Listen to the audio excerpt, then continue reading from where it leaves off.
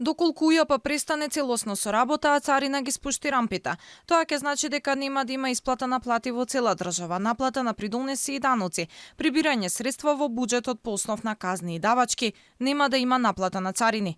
Министерот за финансии тврди, согласно закон не можело да се стопира исплата на плата, но синдикатот и експертите го демантираа. Не постои таков закон.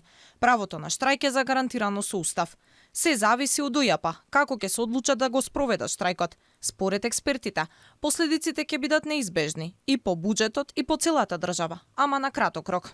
Значи нема една дефиниција за тоа што значи штрајк или што значи прекин на работа, се зависи од тоа што ќе сакаат да работат службениците во УЈП.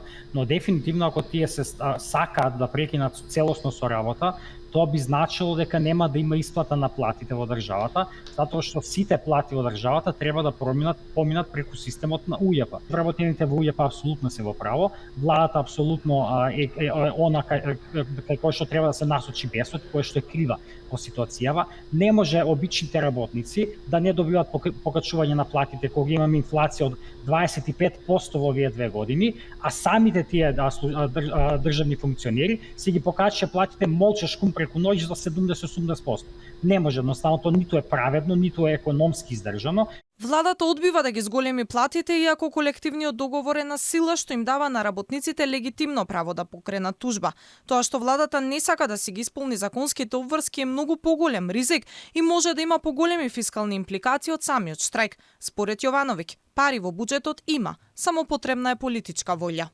Нема право за автентично толкување на покачувањето на платите на функционерите, а кога треба да се покачат плати на работниците, секогаш се наоѓаат или автентични толкувања од собрание, или нова методологија за плати, или не знам што. Значи тоа се само изговори. Владата упорно веќе година дена одбива да ги покачи платите, иако тој колективен договор е се уште на сила и има тежина на закон, владата одбива тоа да го направи, што значи дека тие работници на кои што не им се дават повисоки плати сега, може да ја тужат државата и ќе ја добијат на суд. Кон крајот на следната недела ќе се знае дали помирувачот професор Лазар Јовески ќе успее да ги доближи ставовите помеѓу УЈП и владата. Првите најави од Јовески не се многу оптимистички.